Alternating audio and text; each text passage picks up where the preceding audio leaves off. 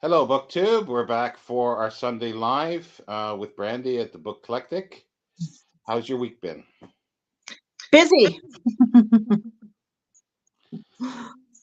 Well, there's one person here, but nobody's put any um, comments up yet. Comments. No, we don't want him here, but Hi, Mark. Actually, I was early. I yeah, I like came in at a quarter till. yeah, that was me. That was a minute late getting on. So I've read more this week, that's for sure. Finished and read this week than I did the previous week. How about you? I've read 3 books this week. Okay. Yeah, that's what I did. I finished one and read three as well. Mhm. Well, Disgraceful. tough. So, what did you read? Might as well jump right into it. Okay. Well, the first thing that I read was The Man in My Basement. So there's the little cover. I'd actually started it last week, and I finished it on the Sunday that you and I did the live. I think I finished it that evening, if I'm remembering correctly. Hopefully, this wasn't something I showed in the last one, but I'm sure it wasn't. No, I don't think so. Yeah, but Walter Mosley is the author. I had never read anything by this author before, and I thought this was absolutely wonderful. Just absolutely wonderful. And I was having a little bit of a hard time pinning down the time period that it was written in, but I think it was written in the 70s, or it's not written in the 70s. It was set in the 70s, I think. And it's about this man who owns this very large, um, hi, Aaron, home in well, I don't know what state it was in. I don't think they ever tell us what state it's in, but it feels like it's the South, but I don't think it actually was the South, but I'm getting like Southern plantation vibes from the home, but I'm pretty sure it was in New England somewhere. But anyways, he's a black man whose family came here as indentured servants as opposed to slaves. And that was sort of a talking point of the book. And there's this white man that comes to his door and wants to rent his basement for 3 months during the summer. And at first, he doesn't want to do it, but he really, really needs money. So he ends up doing it. And I won't say anything else about that because it'll be huge spoilers if I do. But in case somebody else wants to read this, but it was absolutely, absolutely fantastic. And it was not like a real action plot driven story. It was more of a character driven story. But the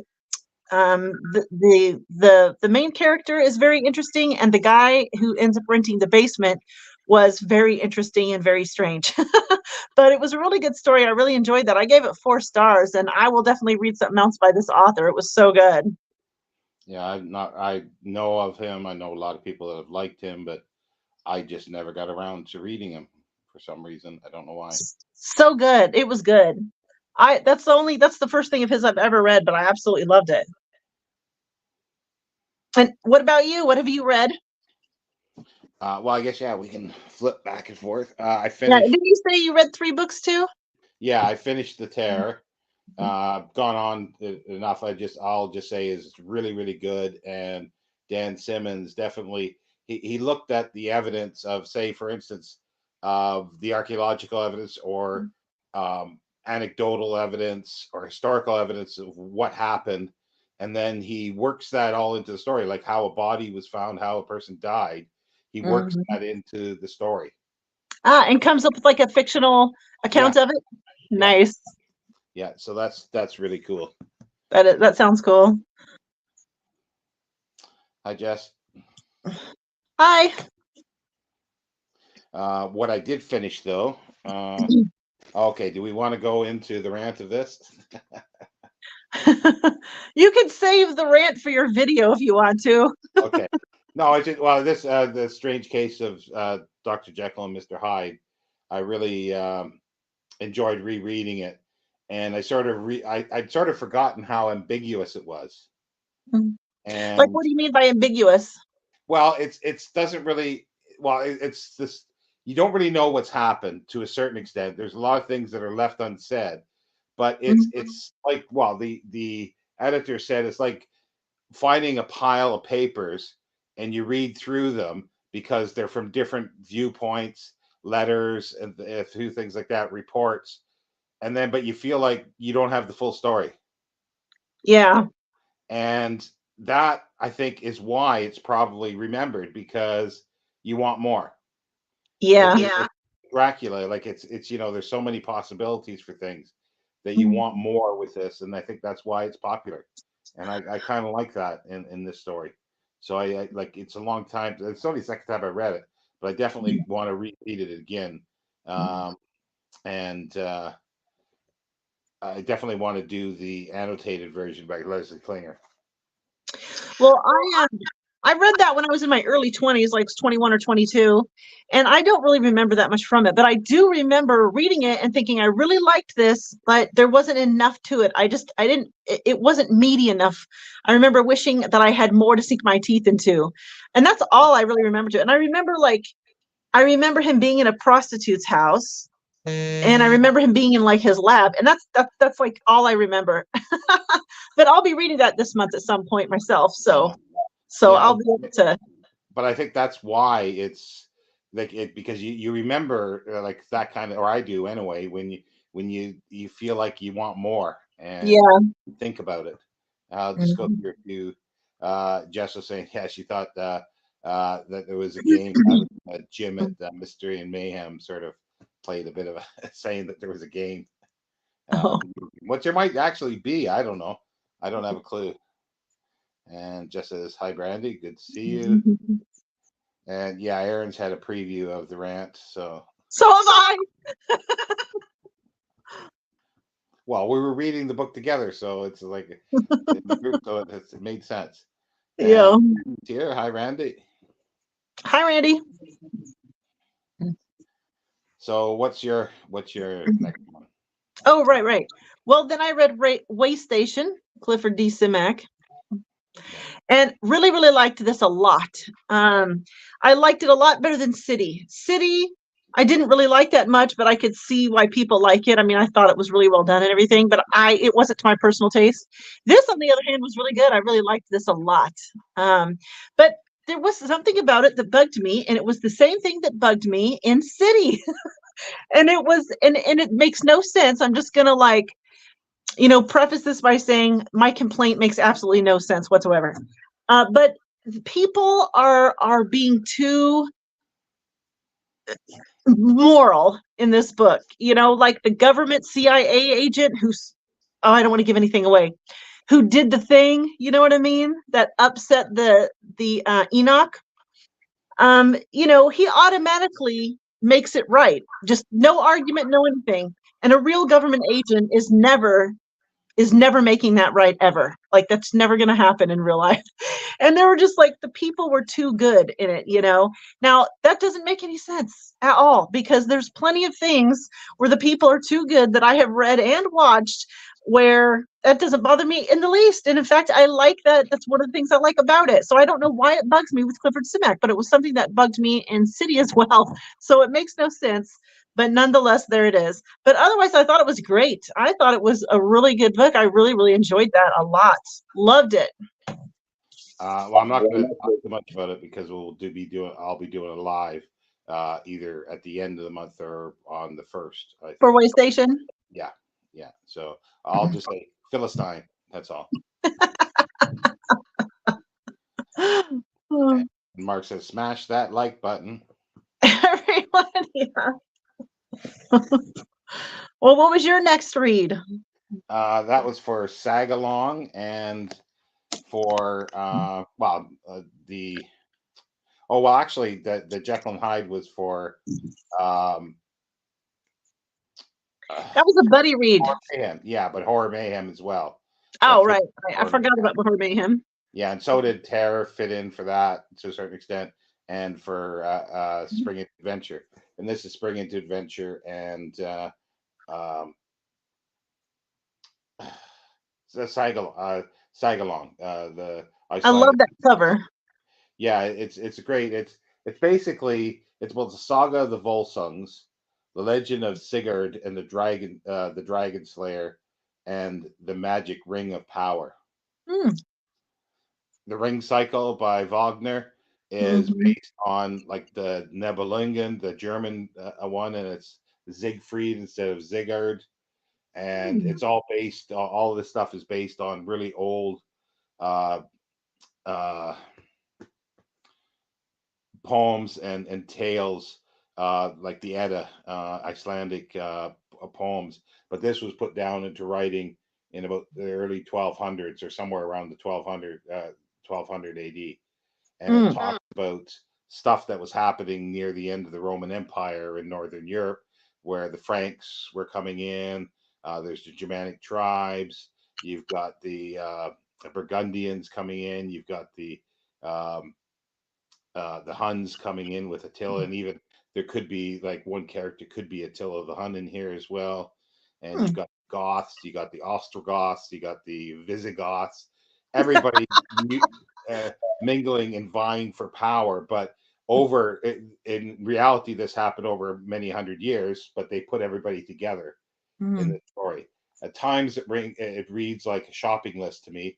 It's like so and so fought so and so, killed so and so, married so and so, had a child, you know, who died or was killed or something like that. You know, Mm. it goes through like that, and but And we it sure this isn't related to Lord of the Rings in any way? is, it is.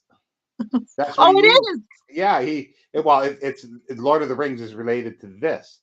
Like there's Oh, I other see. books that have taken from this Oh. and other tales because like any little chapter in here Mhm. that's like a page long or a paragraph or something, Mhm. you could write 1,000-page fantasy novel from that, and people have. Interesting. Nice. I was totally unaware of that. Yeah, so and that's the ring. It's like the ring cycle. um there's all sorts of stuff that's and I haven't read. uh I've only read The Hobbit, so I can see some things in here that is similar to what's in The Hobbit and not Lord of the Rings, because I haven't read Lord of the Rings, so Mm. I don't know. But apparently, there's four, no, it's five legends here from the ancient Norse that North he used: Beowulf, the Elder Edda, the Saga of the Volsungs, Sir Gawain and the Green Knight, and the Wanderer, Mm. elegiacs, epics, and riddles. So that was Nice. it. Well, did you like it? Yeah, sort of. Mhm. So, It was interesting enough. The introduction, this time the academic introduction, that was really good, and it really set the sort of scene for it after reading it, and then thinking about it, of how it fits in with everything. It's really dry at times, and like there's Valkyries, there's magic in it, unlike other sagas. But like the guy's descended from Odin. Well, like most kings and legends, they always say that they're descended from gods. So this time he's right. from Odin, and his horse is descended from Odin's horse, and That's then hilarious. Odin gives him a sword, but he gets another sword, a sort of magical sword that's really powerful that can cleave an anvil in half. So it gets remade several times, and I think that's something to do with Lord of the Rings. Apparently, a Yeah, sword, there's a sword in Lord of the Rings. but Yeah. it remade several times to make it better. Well, it breaks and then it gets remade Yeah, um, okay, later. yeah, that's where it became. Yeah, Ziggurat, he takes the sword the first time, hits the anvil, and the sword breaks in half. So then it gets remade, and then it cuts the anvil in half. Mm. I don't remember how the sword was broken in Lord of the Rings. And the other thing is like there's a jumble of stories. It's like the Ring Cycle is based partially on the German one, but he also lifts stuff directly from this for some of the scenes, and from other writings as well. And then Hmm. there's I haven't read that one, but I've watched the 1924 5 hour, is it 5 hour or 5 hour epic by Fritz Lang called Die Nebelingen, and um, Siegfried in there, the Sigurd. he bathes himself in the dragon's blood, but a leaf gets stuck to his shoulder, and it's a Achilles heel. Basically, it's where he can be hurt in that one spot. And isn't that sort of with Smog or whatever? There was the one chink in his armor that he Yeah. filled with. So you could see where he took a whole bunch of stuff. And like I say, I'm sure there's tons of stuff from Lord of the Rings, which I don't have a clue. Well, whenever you read Lord of the Rings, you'll have to tell me all of the parallels between the two. If I can remember this one, and if I read, yeah. That's. Well, maybe you should read Lord of the Rings next month. I got too much now, I think, to read next month. I got lots to read next month. Aaron's saying that he's starting Way Station tonight. It was good, Aaron. I don't think I'm going to end up being a huge Clifford Simak fan, but I really did like Way Station quite a lot. Randy says he's reading The Exorcist, and so far there's a lot of ambiguity to it, and really I did not like The Exorcist. And bad dialogue. Sean, you and I, buddy, read that. Yeah. I was not a fan. Just badly written. It says it is good, Randy. I thought about reading. Mark is not going to like that book. I do not see Mark liking The Exorcist at all. Randy says it's really good, but yeah. We can't trust Randy. He's out of his mind. It's definitely was influential, but it's just not very well written. And the dialogue was just awful at times. Like, it was really bad dialogue. I like the movie better, actually. I thought the movie was done better. But he says Mark will love it. So Mark's gonna like that. I would be shocked if Mark likes it.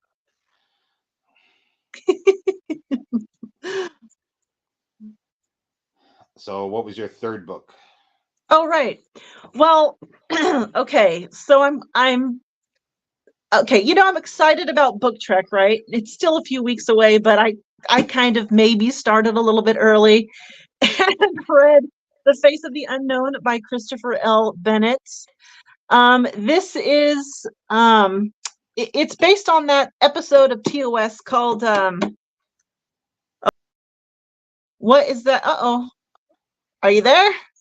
Yeah, you just okay. A minute. It's called the Corbomite maneuver. The Corbomite maneuver.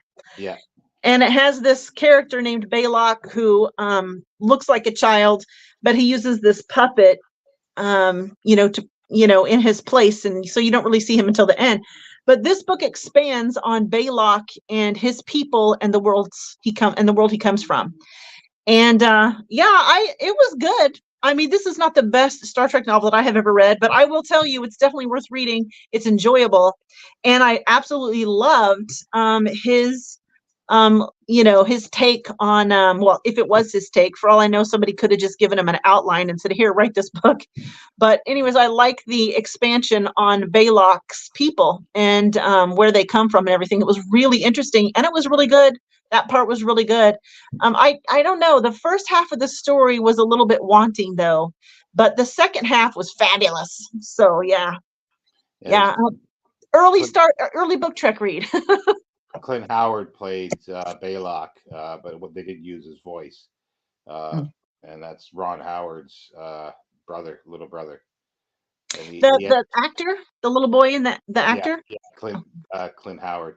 And he had a series called called Ben or something, and he had a pet grizzly bear. Nice.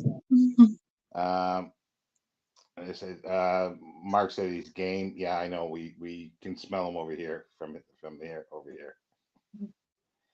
Like he's game for reading Exorcist. Yeah, I don't think he's gonna like it, but I will love to hear what Mark says about that. Wait, what? You're excited about Book Trek? Now let's revisit your thing about saying that the people are too good and too good to each other. I know. Hey, I said it doesn't make sense. I said it doesn't make sense. But at least in Simak world, they don't pat each other on the back every 5 minutes and saying, "Look at how we've evolved to this situation," and then end with a everything's okay. I just can't argue your point. I can't argue your point. Well, Shadowverse, I, yeah. I think he shat over that, all over that as well. So, Mhm. I've uh, not read any of the Shatnerverse novels, so I'm looking forward to that. Aaron says he's never impressed by the Exorcist film. It just seemed overrated to me. Yeah, I'm comparing it to the book. I like the film better than the book. Is one of the occasions that I like the film better than the book. But I do the one thing I do like about the book. I do like the portrayal of the old priest, and I can't remember his name because it's based on Thierry Chardin, which then is the connection with Hyperion. Hmm. So uh, Gareth's here. Hi, Gareth. Gentle Oh, Ben. Yeah, thank you, Gareth. It was called Gentle Ben. Gentle Ben. Okay, yeah, I have a vague memory of that. Yeah, and Elvis wants to know what your T-shirt Oh, says. it says all the cool kids are reading. Oh, there's another comment. Mark and I will probably make an epic video about The Exorcist. It's not. I wouldn't say it's bad. It's just I wasn't. I was disappointed in it. That's all I'll say. I was disappointed in it. But I can understand that probably there wasn't really much else before that dealt with that kind of thing. So therefore, it has that first aspect to it, but it doesn't mean that the first means is good. Yeah. Yeah. Great. Yeah, I was not a fan at all. But like I say, I did like aspects of it, and there are aspects that I did like. But the thing is, are you reading the original one or his fifth? Is it 25 or 50th anniversary one where he adds and changes quite a few scenes? He adds a huge, not a huge scene, but he adds a scene in there, which I thought was really awful. That really did disservice to the novel. I think mine was the anniversary edition. Do you remember? Yeah, that's the one where he's added everything. Okay. 'Cause I read both in tandem. I read a few pages of one and I compared it, and there's changes throughout, but some of them are minor. Yeah, I remember you reading some of the changes to me, but I couldn't remember which one I had. My last book that I finished was Madame Bovary by Gustave Flaubert. This was a buddy read with Aaron Facer because he showed in, and Mark and I were supposed. Well, Mark read it last year, and I was supposed to read this as part of the French stuff or reread it last year. And I remember really liking it when I first read this, and on my reread, not so much. Mm. There's good things about it, but it's gone down several notches, and that's usually odd for me for that to happen. It's just basically but it was written in 1850. Well, it was serialized 1856 to 57 in a newspaper, which actually caused the newspaper, I think, to get shut down What? because it was scandalous. Well, you got a woman who's married to a doctor in a provincial town. She discovers sex and extramarital affairs. Oh, I see. I see. And it's supposed to be like one of the first. I don't know if it's they class it as the first realist novel or realism. Like there's some realistic dialogue, but not all realistic dialogue. But does depict characters a little more realistic than they had up to that point, or at least that's what the scholars say. But when you read other stuff that was done before this, they're realistic characters as well. So I don't know how that jives. It doesn't quite jive for me. Um, but it is melodramatic. It's soap opera, and I've come to conclude now that for academics, if you've got soapy love story and soapy soap opera in it, they class it as great writing, and that's what's remembered. Oh So yeah, you did talk about that the other day. I don't remember Exorcist 3. I'm sure I've seen it. but I don't remember it. The one I want to see is the one that's the prequel about the archaeologist priest. I'm told that's bad, uh, but anyway, sorry, I shouldn't have got. Yeah, it's it's it's good. Like because because a couple of years ago I read his final unfinished novel. Um, what's the name of it now? It's two people. Um, it's two names, and it's really good. And it's really funny as well. And I really really enjoyed that. And I thought, well, he hasn't written too much, so I'd like to reread everything he's done. And I never got around to reading anything else. But I do still want to continue to read him because I want to read Sentimental Education and his travel log sort of book, going to Egypt and so forth, and a few other things that he's done. Uh, but he's not a Zola, that's for sure. Zola, Mhm. but Zola is considered naturalist. But you see, if Zola wrote this, it would be near pornographic in eroticism. Really? Yeah, he does that well without any like it's extremely erotic, and I'm going, when was this written? Wow. A lot of the dialogue is painful. Are you talking about in here? I think he's talking about The Exorcist. Oh, okay. But yeah, so that's what I finished. Like it's like I it took me a little longer to read this than I wanted to. I got sidetracked on things because I wanted to read something else over the weekend, but that's got to be put off now. Mhm. So, but there's still 3 weeks left. Why does it keep saying there's a guest here? I can add you back in again. Really? Let's try it. Okay. Hmm. Hmm. I accidentally removed you and then I put you back. So I didn't add you, but I probably would have been able to put you in twice. Uh, Must be because I accidentally clicked myself off earlier. I wonder if that has something to do with it. maybe the your internet too. Maybe it had a bleep. Yeah, I do not know. But I definitely want to read, like I say, more Gustave Flaubert. I do want to read.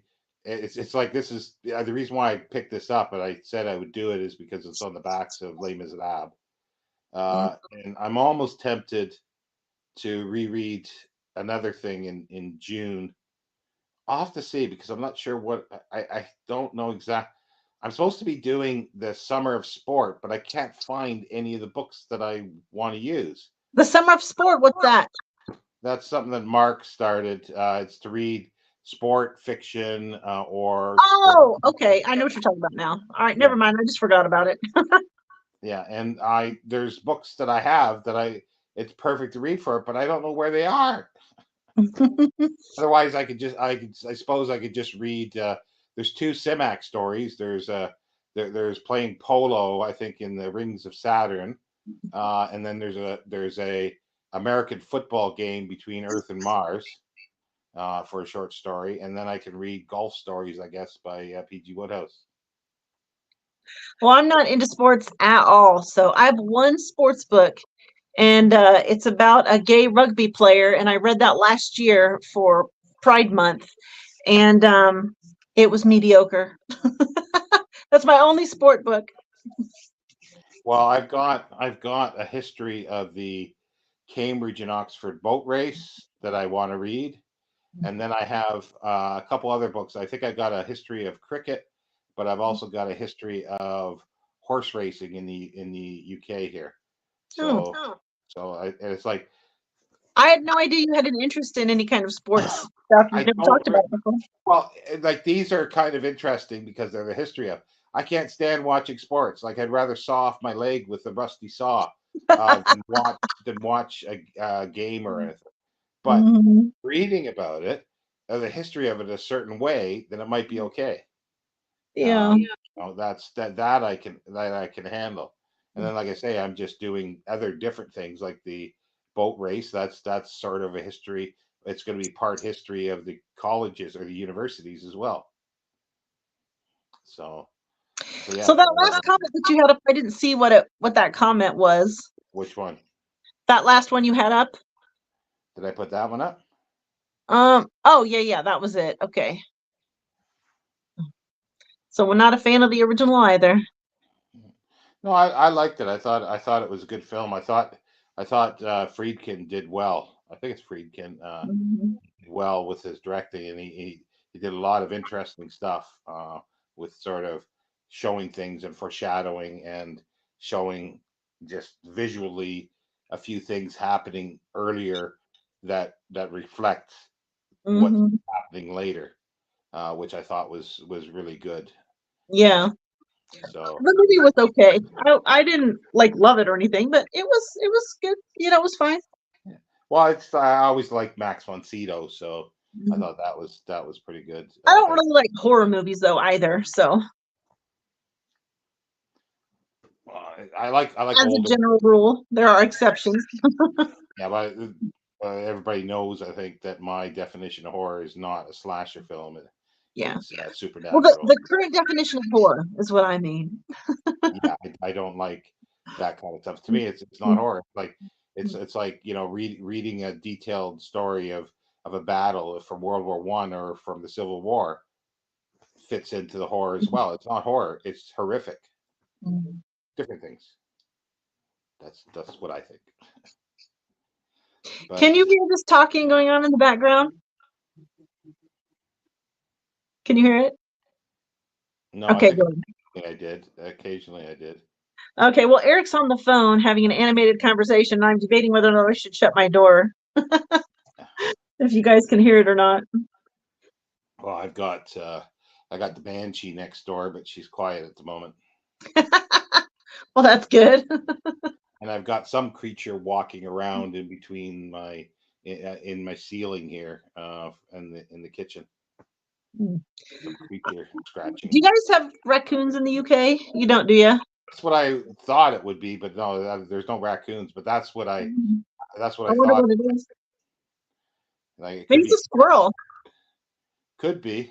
or rats. Well, I hope not rat. Well, they're going to look into the dampness. So there's an issue with the damp and the spouts outside and the eaves troughs are all blocked. So and there's dampness coming through the brickwork.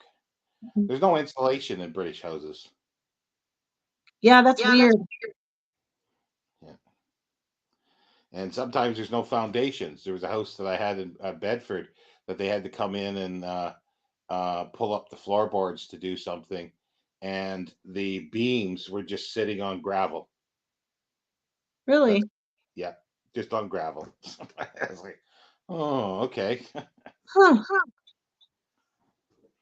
Either somebody was saving money when they built the house, or yeah, I don't know. Well, the thing Well, is, there's no permafrost. Like I mean, not permafrost, but frost. Like there's never been. It never really got cold here. Despite you speak to every English person, they say it's the coldest country in the world. I would be interested in seeing how some of those buildings, like the older ones, because they weren't built to accommodate like modern plumbing and electricity and other kinds of structural necessities nowadays. I would love to see how they installed those things in these old places, like in these old castles and stuff. I would love to see how they went about installing all that stuff. Well, I think like I've seen something where they don't destroy the walls. They just have the wiring going on the outside, but they hide it in behind moldings and stuff like that, or along the baseboard or stuff like that. Yeah, that would make sense. Hmm. But yeah, as if I could probably as if I need the bother of a castle. Yeah. So what do you? Well, I know what we're reading this week, right? Yeah, Books of the New Sun. Yeah. That's book one. I started the first chapter. It looks like it's going to be talking about ambiguous. I think this is going to be very ambiguous, and according to the introduction, I don't remember it being that way. I've only read the first two long time ago, and but he's saying that there's things that are said in passing and just tossed off which actually have meaning later. So Mm. Well, I've never read them at all, and I mean, and you know this, Sean, but I wanted to read them after having read Tales of the Dying Earth because there's some kind of a comparison between them, and I did not like Tales of the Dying Earth except for that third one. I forgot the character's name, but that or no, maybe it was the second book. I think it was the second book. Yeah, the second book. I liked that, and I didn't like anything else. So I'm dying to know how the books of the New Sun are going to compare for me to that. yeah, it's I think it's better. I think it's better written. But again, I don't remember. It's got a huge following, but so does Dying Earth. I Yeah. can't remember what the what is the title of the one about Carthage? Oh, is that the Temptation of Saint Anthony? No, What are you doing, baby? I'm not sure. Oh, Bouviard and Pachant was the last one that I was saying that I was reading that I really enjoyed. Um, yes, it did. I just was getting around to finally putting it up. Well, there might be another one. I've had my comments, like I can see that it's there, but nobody else can see it there. Every now and then that happens when I'm watching a live and I leave a comment. Well, that's the last one. Is that one? But I can't remember what the title is of the Carthage one. Oh, yeah, it is there. Okay, good. But yeah, what is I can't remember what. I don't know. I'm not familiar with him at all, really. I mean, the only one I know of is Madame Bovary, so and I haven't read that one yet, so Yeah, I'm absolutely no help. like it's basically a soap opera. You know, a woman who is bored, so she finds a lover. He's using her. He leaves. She gets hysterical, goes into brain fever for months. Then she goes off with another young guy who she starts getting bored with him because he doesn't have a lot of money. Soap opera. Yeah. Oh. Well, are you reading anything besides Books of the New Sun? Not this week, I don't think. Mm. Because I have my the Wide Sea by oh, I don't know the author's name, but it's about Captain Cook's last voyage. Oh, right, right. Yeah, that book I'm jealous of. Yeah. And I was gonna read that over the weekend, but I got sidetracked with Madame Bovary. Yeah. So I'll read that probably next week. And if I can get both these done this week, I'm hoping I can get both of New Sun done this week, but it's not going to work out like that probably. Yeah. Well, I'm doing this one, but I'm listening to the audio book and reading it at the same time. So kind of going back and forth. And this one was pretty good so far. What is it? It's a new book. It's called Babel by R.F. Kuang. Okay. It's about this couple of young guys who are attending Oxford, but it's a special area of Oxford where they specialize in translations, and there's some kind of mild magic involved with silver. So, and I don't know where that's going to come in because I'm only 104 pages in, and they haven't talked about the silver too much, other than to show that they're being used as wards for various things. So, but it's interesting. It's very well written, very well written. Okay. I've heard of the author before, or I've The seen. author did the I forgot what it's called. The Poppy Wars, I think is what it's called. It's like a trilogy of Oh, books. yeah, yeah. I think Yeah. I that Yeah. sounds yeah. She wrote that trilogy. No, The and other I'm never gonna read that. I'm not that's not my thing. the other things I got to read. Oh, I can't reach it here now. For the rest of the month is I don't want to finish up my um, Mary Kingsley's travels in West Africa. Mm. That's been put on hold. And also, I've got Waystation to read, and I've You got have read Waystation before, haven't you, Sean? I have, yeah, Okay, I thought so. I've read everything by him pretty well, except about a handful of short stories. Huh. Um, And then there's a book about the history of the orphans from the Foundling Hospital, what Oh, happened to them in the Orphans of Empire. That's about 200 some pages long. So that because we still got 3 weeks left for the month, and that's amazing.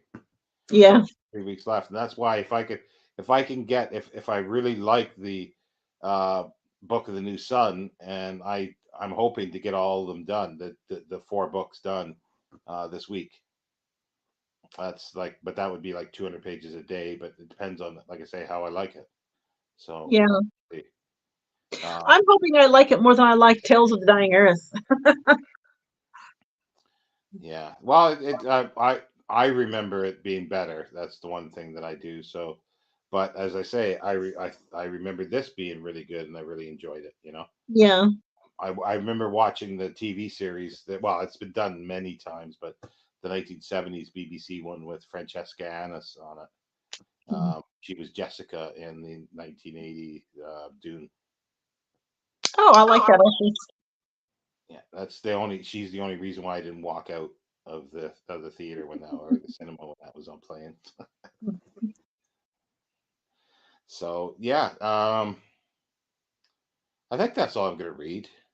I got to write down. I keep forgetting what I'm reading for June. It seems like I'm missing something big, but I don't know what I'm doing Dune. For Uh, June or for the rest of this month? June for Oh, June. Yeah, June. because I Aren't you keep. doing June on the Range? Yeah, but I gotta find again the books. I only found one that I was gonna read, a Zane Grey book. There's two Louis L'Amours that I can't find that are the next 2 books in this Sackett thing. And the only other thing I got the 2 short stories, Western short stories that Simak did. I'll be reading those. And then I wanted to read the dime novel ones. You've got that book too, another one or Yeah. two from there. And then I also got the Steam Men of the Plains, and I wanted to read one or at least one or two from there as well. But I don't know where they are. Oh, It's like for the summer of sport. I might have to back out of that because if I don't have any of the stuff, I don't know right. how I'm gonna read. Well, you know what I'm reading in June, right? No, what? I don't remember now. It's Book Trek. Oh yeah. I'm reading nothing but Star Trek books. Gareth says he's reading definitely something by Simak for Rocket Star. Well, that is gonna like the one that I picked for the month fits in for the 4th week, which is All Flesh is Grass. Hmm. That's 60s, so that fits in for that one. But I might just I was just thinking I might just do Simak for the whole bloody month because I could read all his short stories from the 30s, and Hmm. I could do a bunch of short stories from the 40s I and the might slip in 50s. some Hal for Rocket Summer. Yeah, it would fit in because he started writing what in late 40s, 48 or Mhm. 49. So you got 50s, definitely in 60s.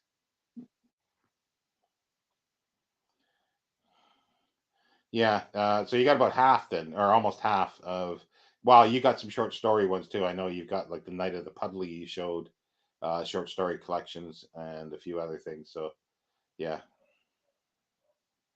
when I sent you those Jose Farmer ones, I bought about 5 Civic myself. Yeah, Oh, you nice. didn't send most to me. But yeah, What no, now? what? What he sent you some Jose Farmer? Yeah, that was what was that? 2 years ago now or something. Cool. Um, and Mark says I missed his comment. Oh, okay. Yeah, I didn't see it. Sorry. Yeah. Oh, Salamo. Yeah. Okay. That Salombo. I forgot. That's set in Carthage. Yeah. Yeah. Because I think it jumped and I didn't see it because it was just one line. I've never even heard of that book. See, I'm not familiar with what's his name? Flaubert. What's his first name? Gustav. Or Gustav. that's Okay. sorry. Not familiar with his body of work outside of Madame Bovary. I don't even think I've heard the titles of his other books before. He hasn't. This is his most famous one, and Sentimental Education is the next. Mhm. Oh, I'm not sure if I've got Sentimental Education because that could be something I could read in June if I got enough time for that. Because I was gonna redo a Balzac. I've got a new translation of Lost Illusions and Lost Souls. I've already reread Lost Illusions. We read it last year, Mark, and I forget who else. There was a few others.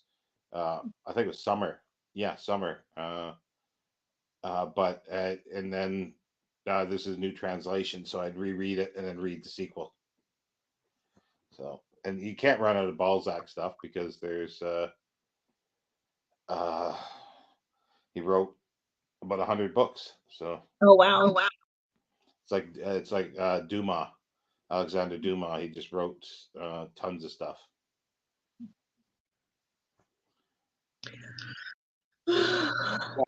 I think that we've come to the end Yeah, of. I'm out of stuff to say. I'm really tired.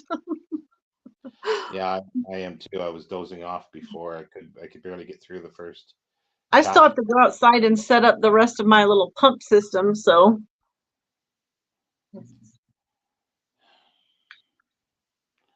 You better explain what that means. oh, for my pool. I put my pool up yesterday. As you can see, I'm sunburnt to a crisp. And anyways, but yeah, I and it's filling. It takes like 3 days to fill, so it's filling now. But I got to set up the pump so that when it's full, I can run all of the chlorine system and all that kind of stuff. So How deep is it? well, it comes up to my chest, and I'm 5'8". Well, I'm 5'7.5", and it comes up to here on me. So About it's 4 feet. 22 foot, so it's pretty big. I guess you had to make sure there's no nail sticking up or something out of the ground. Well, no, the ground is good. Like we've had it up for several other years. We just didn't have it up for the last two. So we know the ground is good. I suppose I could turn my courtyard in the back here into a pool. I could cut the door in half and have it so you just and then jump out into it. I suppose Yeah. it's about 6 feet wide and maybe 15, 18 feet long. Well, there you go. There's your exercise, Sean. Yeah. The landlord may have something to say about that though. He might. But yeah, I just want him to fix the dampness and get rid of this critter that's up in the ceiling. Yeah, I'll bet it's a squirrel. But it's really weird because it's only started in the last couple of weeks, and it's very strange here. When somebody goes in next door and closes their door, it sounds like it's my front door. Really? Yeah, and it's really weird. Strange acoustics. Yeah, and I still haven't got used to it yet. Mm. And then you got the dogs barking all the time. This is where I want to strangle these dogs.